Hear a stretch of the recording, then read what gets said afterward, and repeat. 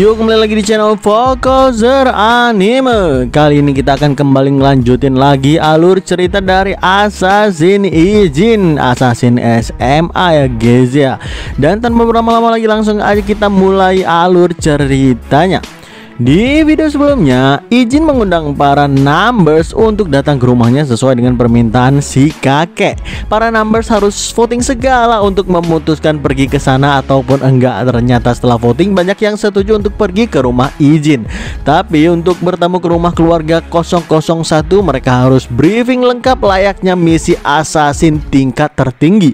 Mereka bersikap sangat hati-hati untuk ketemu dengan keluarga 001. Mau bagaimanapun mereka nggak mau identitas dari 001 dan keluarganya ketahuan berafiliasi dengan para numbers. Makanya dengan baju samaran mereka pun berangkat dengan rute yang berbeda-beda pula. Ada yang naik pesawat, ada yang naik kapal laut, ada juga yang naik feri perbatasan negara. Itu semua mereka lakukan demi menjaga identitas 001 dengan baik. Setelah melakukan perjalanan gak normal tersebut, akhirnya mereka pun tiba di rumah kediaman Ijin. Mereka langsung disambut oleh Dayun dan dipersilahkan masuk untuk duduk di depan hidangan lezat yang udah disiapkan di sana. Mereka semua duduk dengan canggung.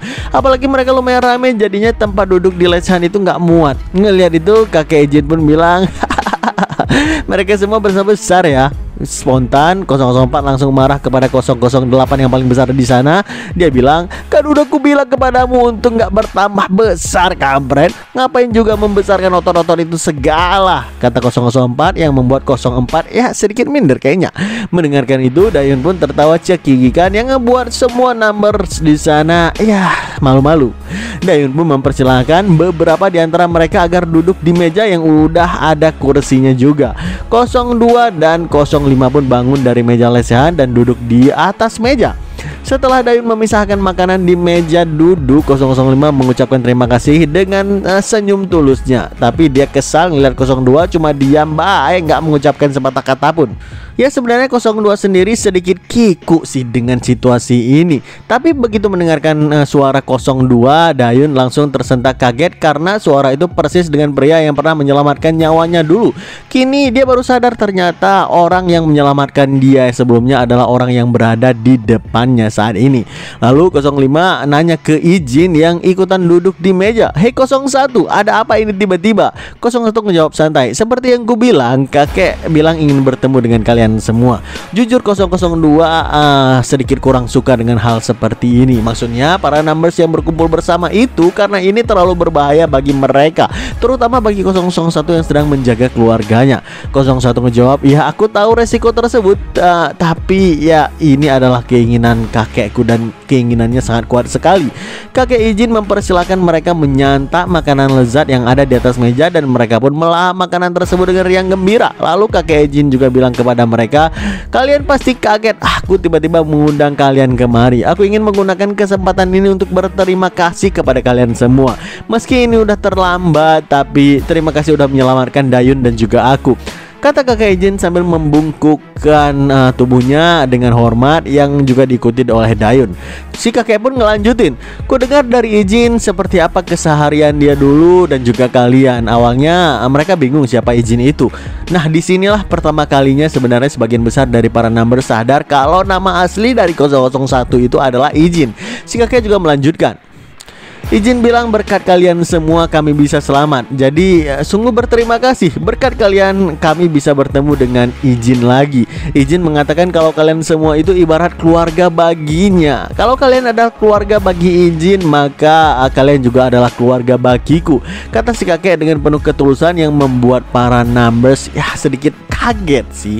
Karena selama ini mereka nggak pernah merasakan kehadiran keluarga kecuali solidaritas para numbers itu sendiri. Dari mata mereka nggak sedikit yang sepertinya menyiratkan wajah haru karena pertama kalinya ada yang mengatakan kalau mereka adalah bagian dari sebuah keluarga. Gak berselang lama para numbers pun keluar dari rumah Ijin. Mereka menghilang ibarat ninja, tiba-tiba hilang aja tanpa pamit. Ya itu semua mereka lakukan sebenarnya untuk menjaga keluarga Ijin. Mereka berpencar menghilang dari keluarga Ijin dan bertemu kembali di sebuah pelabuhan. Ya tentu Ijin mengantarkan mereka ke pelabuhan tersebut. 02 mengatakan ke Ijin, "Hai 01, kalau kau terus membiarkan hal seperti kembali ini terjadi, akan sulit bagimu untuk melindungi keluargamu. Kurangilah sebanyak mungkin hubungan antara kami dengan keluargamu. Jangan sampai hal ini terjadi lagi di masa depan, kata si 02 itu yang ngebuat Ijin terdiam. 04 langsung berteriak, "Woi 01, jangan diam aja, ingat apa yang dibilang 02. Oke. Ijin pun menjawab pelan, "Baik, aku mengerti." Setelah para numbers pergi, terlihat wajah Ijin sedikit murung. Sepertinya dia masih ingin berinteraksi lebih lama dengan mereka semua. Sedangkan para numbers yang pulang menaiki kapal kecil di sana, di antara mereka ada yang ngerasa kalau keluarga 001 alias keluarga Ijin adalah orang-orang yang benar-benar baik. Mendengarkan itu 04 bilang, "Ya, seperti aku paham sekarang kenapa 001 bisa jadi seperti ini. Orang tua itu melihat sesuatu di antara kita dan menganggap kita adalah keluarga. Cih, sangat menjengkelkan," kata si 004 kepada mereka semua. Ya, terlihat para numbers ini sepertinya tahu 004 ini juga merasakan perasaan yang hangat dari keluarga Ijin seperti mereka-mereka ini. Tapi mereka juga sadar kalau si 04 adalah orang yang terlalu gengsian. 004 ngelanjutin, "Nggak peduli sebesar apa kemampuan anak itu meningkat, pemikirannya masih lemah dan dia tersesat." Tiba-tiba 004 mengingat kembali ketika pelatihan dengan 001 di masa lalu. Waktu itu 01 sangat kesulitan beradaptasi dengan numbers yang lain di camp. Makanya dia menjadi yang paling tertinggal dalam berbagai hal. Kesal ngelihat 01 banyak diperhatiin tapi nggak kunjung berkembang. Akhirnya 04 melatihnya teknik pisau terbaik numbers selama berhari-hari. 04 melatihnya dengan sangat disiplin dan juga keras. Tapi meski udah berhari-hari dilatih oleh 004, waktu itu 01 nggak pernah bisa mendaratkan satu serangan pisau pun kepada 04. 04 bilang, "Hei bocah, kau cuma mengayunkan pedangmu asal-asalan dan gak memperhatikan tubuh bagian bawahmu. Kalau terus begini, kau beneran akan mati di sini." Ya, itulah masa lalu 04 dengan 01 dulunya. Dan sekarang 04 benar-benar kesal dan bilang, memang anak kecil yang gak takut mati dulunya itu udah berkembang sangat pesat sekarang, tapi dia tetap aja lemah seperti dulu. Ya, pikirannya. Beberapa saat kemudian, Ijin pun pulang ke rumah dan menyampaikan pesan ke kakeknya kalau teman-temannya barusan mengucapkan terima kasih dengan teramat sangat, katanya. Jujur dari cerita Ijin selama ini, dimana kakeknya berpikir rekan-rekan Ijin adalah para militer bayaran yang sangat menakutkan, tapi sang kakek nggak menyangka bisa bertemu dengan orang-orang seperti mereka layaknya orang biasa. Dayun pun membenarkan perkataan sang kakek dan dia mengatakan kalau rekan-rekan Ijin adalah orang yang sangat hangat, peduli dan santun pada mereka berdua. Ya, meski begitu kakek juga mengira sikap mereka seperti itu mungkin karena kakek dan Dayun adalah keluarganya Ijin. Si kakek senang mereka sangat peduli kepada Ijin dalam setiap tindakan mereka juga. Mendengarkan itu, Ijin pun lega dan senang bisa memperkenalkan rekan-rekan numbersnya kepada keluarganya tanpa halangan yang berarti. Lalu tiba-tiba si kakek juga bilang, "Dan Ijin, selamat ulang tahun." Ucapan yang benar-benar membuat Ijin kaget. Si kakek ngelanjutin, "Mungkin kau lupa, tapi hari ini adalah hari ulang tahunmu." Kakek juga ingin mengucapkan terima kasih kepada teman-temanmu secara langsung karena bersedia hadir di hari perayaan ulang tahunmu yang pertama kali ini. Jujur kakek ingin membiarkanmu bisa menghabiskan waktu bersama teman-temanmu yang udah kau anggap seperti keluarga itu, kata si kakek. Benar-benar membuat cukup terharu. Untuk pertama kalinya Ijin bisa merasakan kehangatan keluarga yang sebenarnya, baik dengan keluarga inti maupun keluarga numbers di hari yang sama pula, di hari ulang tahunnya. Dan itu semua berkat keinginan sang kakek tercinta. Oke, hari-hari normal pun kembali dijalani Ijin bersama sahabat-sahabat SMA-nya. Kebetulan di suatu sore sepulang sekolah, Yochang mentraktir Ijin dan teman-teman SMA-nya dengan makanan buatan ibunya sebagai rasa terima kasih. Dan ibunya Yochang juga berterima kasih kepada mereka karena udah menjadi teman yang baik bagi Yochang selama ini. Semuanya mengaku makanan buatan ibu Yochang ini memang benar-benar top markotop. Sepulang Yochang ke rumah yang kebetulan rumahnya merupakan sebuah kedai makanan, dia nggak sengaja mendengarkan ada beberapa pemuda yang berteriak kepada ibunya, "Hei bibi, ada rambut rontokmu di sini." Padahal rambut itu jelas berasal dari pemuda-pemuda itu. Para perandalan itu malah makin marah lagi, nggak terima disalahin oleh si ibu. Daripada situasi makin kacau, si ibu pun memilih sabar dan bersedia mengganti makanan mereka dengan yang baru. Cewek-cewek yang ada di kedai tersebut kesal bukan main ngelihat ulah-ulah mereka ini. Yochang nggak sengaja mendengarkan bisik-bisik cewek yang keluar dari kedai makan itu. Para cewek-cewek itu bilang mereka terus aja ngelakuin hal yang sama. Bukankah sebelumnya mereka juga udah gitu ya? Yochang hanya bisa diam mendengarkan kata-kata itu.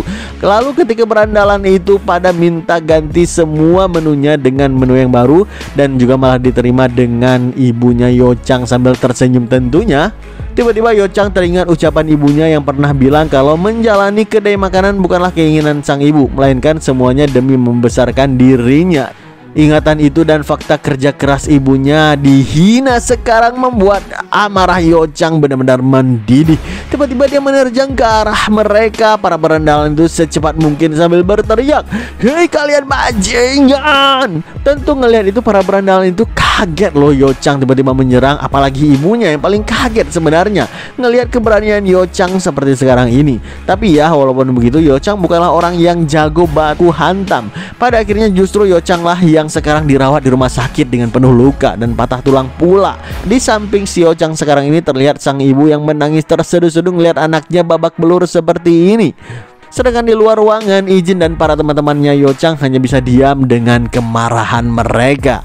Gak berselang lama, Sukjo nyamperin mereka dan bilang kalau ada beberapa anak dari SMA Yojong yang bertingkah di kedai ibunya Yochang. Yochang gak tahan ngeliat ibunya dipermainkan, makanya dia berlari ke arah mereka dan malah dihajar sampai babak belur seperti ini. Jaeyoung pernah mendengar kalau ini bukan pertama kalinya anak-anak itu bertingkah buruk di kedai ibunya Yochang. Bahkan ada yang bilang kalau mereka baru-baru ini masukin serangga dan rambut ke dalam makanan mereka untuk memeras ibu Yochang itu. Dengan nada marah, Jaeyoung bilang, "Bangsat, bukankah itu disengaja? Memang masuk akal kalau ngelakuin itu lebih dari sekali."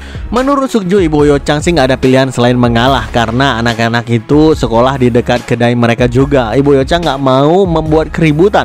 Masalahnya setelah 1-2 anak dibenahi, datang lagi yang lain bikin masalah. Parahnya udah dibawa ke kantor polisi pun anak-anak itu dengan mudah dibebaskan polisi karena salah satu orang tua mereka menyewa pengacara dan bahkan mengancam akan menuntut balik. Toh barang bukti di kedai memang ada rambut dan serangga dalam makanan mereka.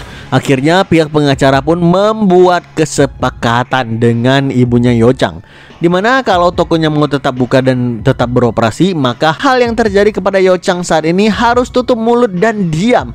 Jika tidak, maka mereka akan menuntut balik dan menutup toko ibunya itu. Ibunya Yochang sangat marah dan bilang kalau dia nggak akan pernah menyetujui, bahkan meski harus mengorbankan tokonya sekalipun. Tapi justru Yochang lah yang setuju dan bilang kalau dia ini nggak apa-apa. Semuanya kaget mendengarkan info tersebut. Di sini terlihat jelas kalau Yochang nggak mau kedai ibunya sampai tutup.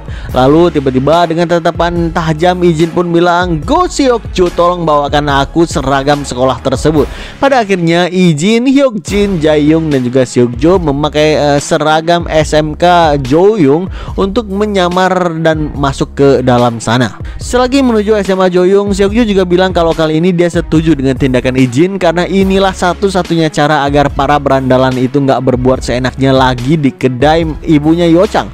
Udah keren-keren pergi pakai masker hitam, tiba-tiba Hyokjin dan juga Jaeyoung malah mulai sakit perut dan mereka harus pamit bentar untuk nyari WC secepat mungkin.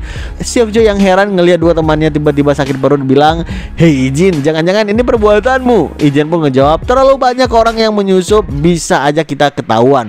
Toh kita udah tahu lokasi targetnya. Yang perlu kita lakukan tinggal menyelesaikan dengan cepat setelah sampai ke lokasi. Aku terpaksa kasih mereka obat pencahar karena mereka berdua ini terlalu bersemangat sampai nggak mau melewatkannya." Seokjo paham sih maksud Ijin ini. Dia janji akan merahasiakan ini juga kepada keduanya, kepada kedua teman-temannya kalau udah diberikan obat pencahar. Kita pindah sebentar ke salah satu ruangan kelas Juyong. Terlihat geng berandalan itu berada di kelas mereka dan mereka kesal kedai yang biasanya mereka datangi itu tutup hari ini. Padahal kan seru makan gratisan tiap hari di sana. Salah satu dari mereka pun nanya, "Tapi bukannya bajingan itu harus bayar ya?" Berandalan yang bertato pun ngejawab, "Itu nggak perlu. Aku udah bilang ke bibi itu kalau sampai kita menggugatnya menggunakan pengacara gara-gara ada rambut dan kecoa di makanan kita, kedai dia pasti tutup." gimana dia bisa cari nafkah ya kan? Mereka pun tertawa lebar mendengarkan kawan mereka ini kejam seperti iblis. Belum lagi mereka ngakak teringat gimana susahnya nyari kecoa di tempat sampah dan memasukkan ke makanan mereka yang ada di sana. Lalu mereka terus aja tertawa puas karena berhasil makan gratis tiap harinya. Tiba-tiba mereka tersentak kaget karena Ijin dan Seokjo masuk ke ruangan kelas mereka tanpa berkata apapun dan tanpa ampun. Ijin menarik rambut salah satu dari mereka lalu membantingnya ke lantai dengan begitu kuat. Mata para perandalan itu terbuka dengan lebar ngelihat temannya dihajar sampai pingsan dengan gampang oleh Ijin. Belum habis rasa kaget mereka, Ijin terus saja menghajar dua berandalan lainnya secepat kilat hingga mereka pun ikutan langsung pingsan seketika. Sekarang tersisalah si Tato yang duduk di bangkunya dan belum mencerna apa yang sebenarnya sedang terjadi di depan wajahnya karena semua ini terjadi dengan begitu cepat. Dengan marah si Tato mengatakan, "Bangsat, siapa kau?" Tiba-tiba teman-teman gangsternya yang lain datang ke ruang kelas tersebut karena mendengarkan keributan dari luar. Si Tato pun menyuruh para teman-temannya untuk menghajar dua orang bermasker di depannya ini. Baru aja mereka siap untuk maju, tiba-tiba Seokjo udah melesat secepat kilat dan melancarkan double punch bertenaga yang membuat dua berandalan yang baru datang itu langsung KO seketika. Dan secara berturut-turut juga Seokjo menghajar tiga yang lainnya dengan sangat mudah hingga ikutan KO ke lantai. Ngelihat itu si Tato makin berkucuran keringat dingin dan bilang dalam hatinya, "Sial apaan para bajingan ini." Lalu si Tato pun akhirnya berdiri untuk melancarkan sebuah serangan dadakan kepada Ijin. Tentu aja Ijin menghindari serangan si kawan itu dengan sangat gampil. Tanpa ragu Ijin menangkap lengan si Tato tersebut dan melancarkan counter keras ke dagunya hingga membuat si kawan itu jatuh terjerembab ke lantai dengan mulut yang mengucurkan banyak darah. Si Tato benar-benar kesakitan dengan satu serangan dari Ijin barusan. Ijin berjongkok di depan si kawan itu untuk menatapnya lebih dekat lagi. Ngelihat itu si Tato pun berteriak, "Hei, kenapa kau melakukan ini?" Dengan tatapan penuh intimidasi Ijin ngejawab, "Kedai makan ringan di depan sana. Jangan pernah kalian berani pergi ke sana lagi. Itu juga berlaku untuk seluruh teman-temanmu. Paham?" Bukan ngejawab, si Tato itu masih aja menunjukkan sikap arogansinya. Makanya tanpa ampun Ijin menggenggam tangan si Tato itu dengan keras sampai dia menjerit histeris. Ijin bilang lagi, "Jawab aku cepat." Meski udah kesakitan parah, si Tato malah ngejawab, "Persetan dengan semua ini. Kau pikir kau bisa lolos setelah ngelakuin hal semacam ini kepadaku? Akan ku cari kau dan buat kau membayar ini semua." Itu juga berlaku untuk kedai tersebut. Belum habis si Tato itu berbicara, Ijin beneran mematahkan satu jarinya sampai dia kesakitan bergetar parah dan juga sampai ngeluarin air mata saking sakitnya. Ijin kembali mengulangi perkataannya dan dia bilang dengan santai, "Jawab aku." Akhirnya si Tato itu nyerah karena udah sangat kesakitan. Dia janji gak akan pernah lagi pergi ke kedai tersebut termasuk temannya juga. Setelah mendengarkan janji tersebut, Ijin pun melepaskan tangan si Tato dan bersiap untuk pergi bersama Seokjo. Seokjo bilang, "Kita di sini memakan 7 menit." Ijin cuma mengangguk sedikit aja dan semua murid lain di kelas itu hanya bisa bengong dengan mata mereka yang terbuka dengan lebar. Begitu Ijin dan kawan-kawannya udah pergi dan kebetulan si bawahan si Tato juga udah siuman, si Tato benar-benar kesal dengan kejadian hari ini. Dalam hatinya dia bilang, "Karena aku disuruh gak pergi lagi ke kedai itu, dia pasti ada hubungannya dengan kedai tersebut. Baiklah, kami gak akan pergi lagi ke sana." Kayak yang dia katakan tadi, lagian kedai itu juga akan segera tutup secara permanen. Si Tato pun langsung menelpon asisten pribadi ayahnya dan meminta agar kedai tersebut benar-benar harus ditutup sekarang. Kalaupun mereka mau buka lagi di tempat yang lain, cegah mereka agar nggak bisa membuka tokonya sedikit pun, kata si Tato kepada asistennya. Tapi asistennya malah ngejawab, "Saya udah mencoba menghubungi Anda tentang ini. Kenapa Anda nggak bilang kalau Anda memiliki masalah dengan keluarga pemilik SW Group? Asal kau tahu, pengacara SW udah bergerak," kata asisten yang membuat si Tato terkaget-kaget tentunya. Asisten ayahnya juga ngelanjutin, "Masalahnya makin rumit sekarang. Mereka juga membawa hasil wawancara dengan para saksi di sekitar yang bilang kalau Anda lah yang memasukkan serangga dan rambut ke dalam makanan tersebut. Saya nggak bisa mengabaikan kejahatan yang Anda lakukan ini. Tentu aja ayah Anda yang bekerja di SW berada di situasi yang sangat sulit sekarang ini. Jadi ayah Anda akan meminta maaf secara langsung kepada pemilik kedai dan anaknya tersebut." Mendengarkan itu, si Tato terdiam seribu bahasa, kehilangan kata-kata. Dia nggak menyangka kenakalannya benar-benar gagal total, bahkan merusak reputasi ayahnya sendiri yang sangat dia banggakan. Kita pindah ke rumah sakit tempat Yo-chan dirawat. Terlihat ayah si Teto membungkukkan badannya di hadapan Yo-chan dan ibunya karena udah salah dalam mendidik. Di saat yang sama juga Yuna juga berterima kasih kepada kawan-kawannya yang udah bekerja keras mengatasi hal ini. Ya, Hyukjin sama Jaehyun tersenyum-senyum malu sih, soalnya mereka asik cepirit sakit perut sebelumnya. Tiba-tiba ayah si Tato keluar dari kamar rumah sakit dan gak sengaja ngelihat Yuna ada di sana. Dia langsung membungkukkan badan di hadapan Yuna sebagai bentuk hormat kepada cucu dari pemilik SW Group dan pergi pamit setelahnya juga. Sesaat kemudian ibu Yo-chan memanggil mereka untuk masuk ke dalam karena anaknya pengen jumpa. Ya, Yo-chan pengen jumpa. Saat kawan-kawannya udah masuk ke dalam, Yo-chan berterima kasih atas bantuan semuanya karena berhasil mengatasi ancaman pengacara yang mau menutup kedainya. Bahkan kali ini pihak pengacara itu bersedia membantu biaya pengobatan termasuk kompensasi atas kerusakan kedai ibunya yang terdampak dari kejadian ini. Mereka semua pun tertawa hangat dalam candaan antara sahabat yang indah ini. Gak berselang lama, seperti biasa Ijin selalu jogging pagi setiap harinya. Lagi asik jogging, tiba-tiba Ijin dihadapkan oleh seseorang. Orang itu ngeluarin badge polisinya dan memperkenalkan diri sebagai Detektif Go In-wook. Detektif Go bilang, tolong perlihatkan kartu identitasmu, kelihatan kau masih muda. Tapi kartu pelajar juga nggak masalah. Kebetulan Ijin nggak bawa kartu apapun karena sedang olahraga. Makanya si detektif pun bilang, kalau begitu ayo ikut aku ke kantor polisi. Ada yang perlu aku bicarakan denganmu, kata detektif yang membuat Ijin cukup penasaran. Yuk kita cukupkan ceritanya sampai di sini ya guys ya. Kejadian besar apa lagi akan terjadi di cerita Assassin Ijin ini? Apakah nggak salah seru dengan cerita-cerita sebelumnya? Saksikan terus alur cerita Assassin SMA Ijin hanya di channel Fokuser Anime dan stay update.